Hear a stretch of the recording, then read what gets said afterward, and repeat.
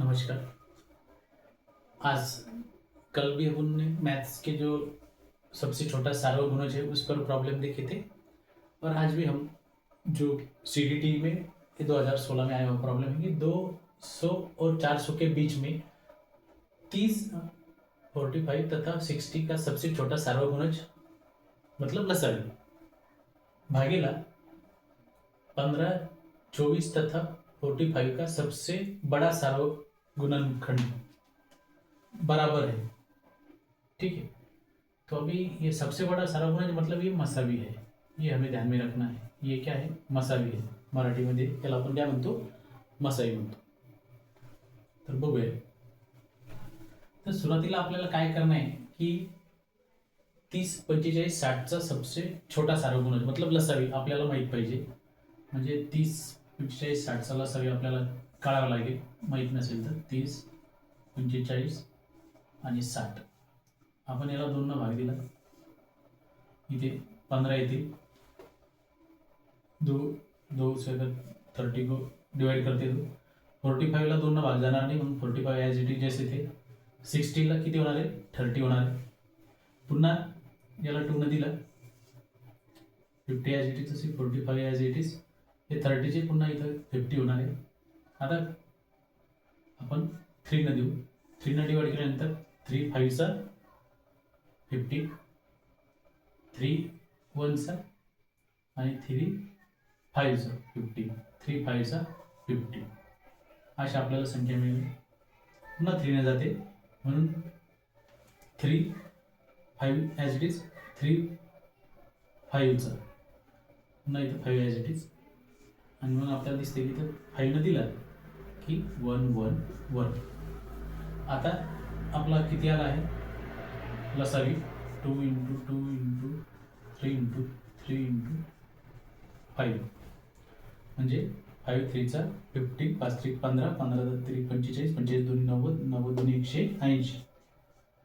म्हणजे आपल्याला हा सबसे छोटा सार्वगुणज कितना है? 30, 45 और 60 का जो सबसे छोटा सार्वगुणज लसावी जो है वो 60 है. आता 60 है पण याने काय म्हटलं 200 और 400 के बीच में. आता 200 आणि 400 के बीच मध्ये किती होणार आहे? यालाच आपल्याला म्हणजे 180 गुणिले आपण 2 करू म्हणजे ती इक्वल संख्या आहे. बरोबर आहे? याच्या मधातली आपल्याला आणायची असल्यामुळे मग ती किती होणार आहे? 360.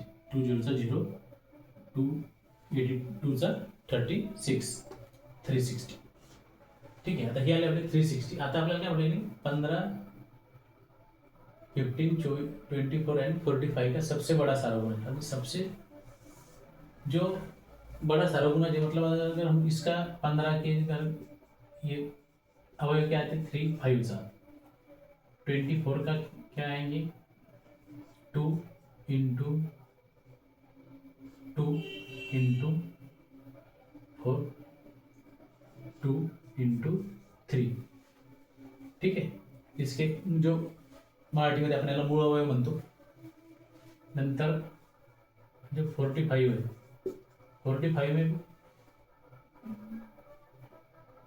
45 के 3 × 3 × 5. 3 5 15, 15 3 25, 3 2 6, 6 2 12, 12 2 24.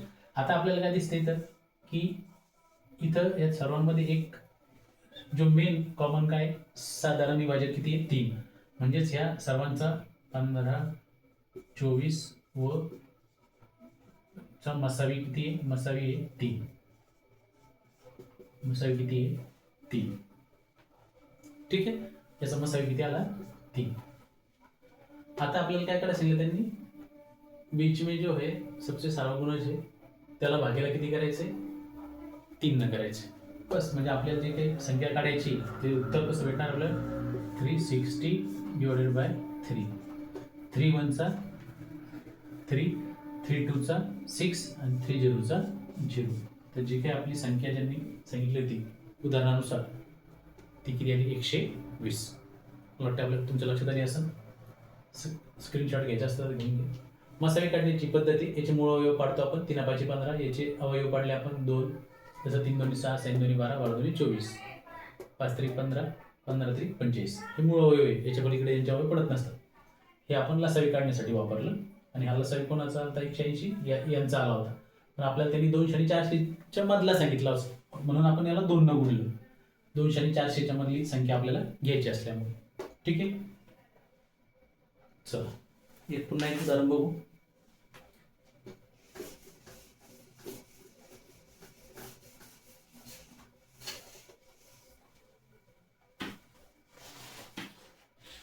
वह संख्या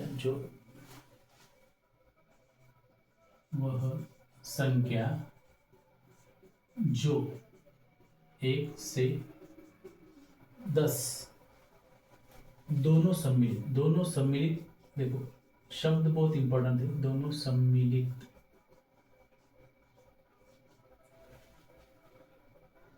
तक सभी संख्याओं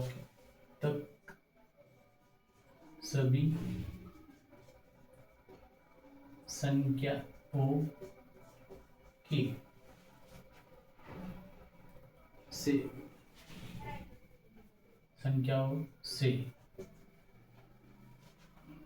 संख्याओं से विभाज्य होंगी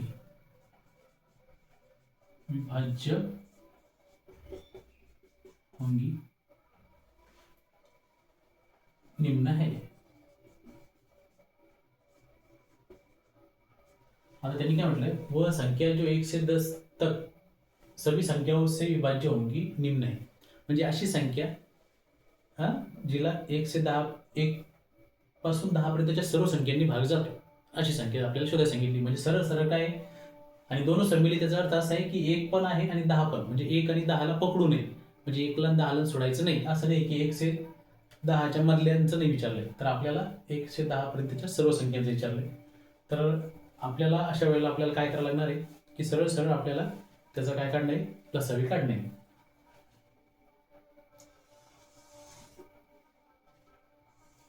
आता थोडं आपल्याला ध्यानपूर्वक करायला लागेल. 1 2 3 4 5 6 7 8 9 10. आता आपण सुरुवातीला समजा 2 जर भाग दिला, इथे 2, तर 1ला काही फरक नाही पडत, 2 1 2, 3ला फरक नाही पडत, 3 जसे तसे, 2 2 4, मी तर 2 आले, 5ला फरक नाही पडत, 2 3 6, 7ला फरक नाही पडत, 2 4 8, 9ला फरक नाही पडत, 2 5 10. काय केले आपण 2 न भागितले, ज्या ज्या संख्येला 2 न भाग जातो त्यांना भाग दिलाय. आता पुन्हा 2 न भाग जाणारी संख्या 2 आहे, म्हणजे 2 न भाग जातोय. पुन्हा आहे 1 जसे तसे, हा 1 जसा तसा, हे 3 जसे तसे, पुन्हा 2 1 2, इथं 5ला भाग जात नाही म्हणून 5 जसेचे तसे, 3ला भाग जात नाही म्हणून 3 जसे तसे, 7ला भाग जात नाही 7 जसे तसे, 4ला जातो 2 2 4, 2 2 म्हणून इथं 2 लिहिले, 9ला भाग जात नाही म्हणून जसे तसे, 5ला भाग जात नाही जसेच्या तसे. पुन्हा इथं 2 आहे, 1 2 आहे, पुन्हा 2 ना भाग देऊ, 1 1 3 1 5 3, तसेच तसे, जोपर्यंत 2नच भाग जातो ना, 2ला भाग जाण्याची संख्या पाहिजे. पुन्हा 2 आहे, इथं आला 2 1 2, इथं 9, इथं 5. आता आपण 3 न भाग जाणारी संख्या घेऊ, कारण आता 2 न भाग जाणारी संख्या संपल्या, आता 3 न घेऊ. 3 1 1, 3 1 3, 5ला भाग जात नाही म्हणून 5 जसे तसे, पुन्हा इथे 3 1 3, 7ला भाग जात नाही जसे तसे, 1 3ला भाग जातो, 3 3 9 म्हणून 3, आणि 5ला भाग जातो म्हणून जसेच्या तसे. पुन्हा 3 आले म्हणून 3 न भाग जातोय, 1 1 1 1 1 सॉरी 5 1 7, जसे तसे, 1 3 न भाग जाणारी संख्या आपल्याला ज्या संख्येला 3 न भाग जाईल त्याला आपण भाग देऊ शकतो. पुन्हा 3 1 3, 5 जसेच्या तसे. आता आपण किती भाग देऊ, 5 न भाग देऊ, 1 1 1 1, 5 1 5, 1 7 1 1 1, 5 1 5. आता आपण शेवटी किती भाग देऊन टाकू? 7 7 भाग दिला. 1 1 1 1 1 1 1 1 1 1 सर्व एक एक आले म्हणजे आपला भाग देणं संपलं समजा. आता हे जे आलंय आपलं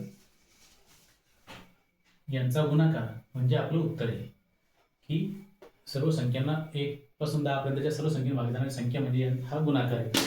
तर आपल्याला आता तिथं पण लक्षात घ्या, इथं त्या गणितामध्ये पर्याय असे दिलेले आहे.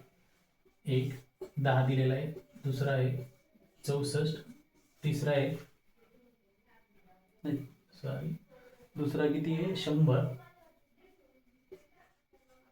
तिसरा पर्याय होता 604 आणि नंतर आहे 2520, चौथा आहे 2520 असे पर्याय दिलेले आहे. ठीक आहे. आता याचा गुणाकार करू आपण सरळ. 2 गुणिला 2 गुणिला 2 गुणिला 3 गुणिला 3 गुणिला 5 गुणिला 7. तर आपण याला टप्प्याटप्प्याने घेऊ. समजा 2 दूनी 4 4 दूनी 8. समजा 8 गुणिला 8 9 9 गुणिला 5 7 35 असं छोटा छोटा करत घेऊ. आता याला आपण समोरच लिहू वाटलंच तर 8 गुणिला 35 9 5 9 45 9 त्रिक 27 27 आणि 4 27 आणि 4 31. ठीक आहे. आता हा गुणाकार करू. 8 पंच 40 8 1 8 8 आणि 4 12 12शी 2 हातचाला 1 8 त्रिक 24 आणि 25. किती आलं होतं आपलं? पर्याय क्रमांक 4 2520. आपल्याला काय विचारलं? लसा विचारला होता. आता हा गुणाकार आपल्याला मोठा करायची गरज नव्हती कारण इथं 604 पर्याय 604 पेक्षा मोठा गुणाकार होणार आहे हे आपल्याला लक्षात येत होतं की 8 9 72 होते आणि 35 म्हणजे जवळपास यांचा जो उत्तर आहे 4 अंकी संख्येमध्ये येणार आहे हे आपल्याला या गुणाकारून लक्षात येते. सरळ 8 9 72 झाल्यानंतर 72 त्रिक बी जर आपण समजा 72 गुणिला 30 बी केलं 72 गुणिला 30 तर ते 7 त्रिक 2100 म्हणजे असं उत्तर येते आपल्या लक्षात येईल नाही का. असा एक अंदाज आपण घेऊन सहज 2520 मारलं तरी चालते गुणाकार न करता कारण त्याच्यापेक्षा मोठा पर्याय तिथे नाही. ठीक. तर हे उत्तर होतं की अशी संख्या जिला 1 पासून 10 पर्यंतच्या सर्व संख्यांना भाग जातो अशी संख्या ती म्हणजे 2520. धन्यवाद. आपल्याला हे उदाहरण समजलं असेल. थांबूया. थँक्यू.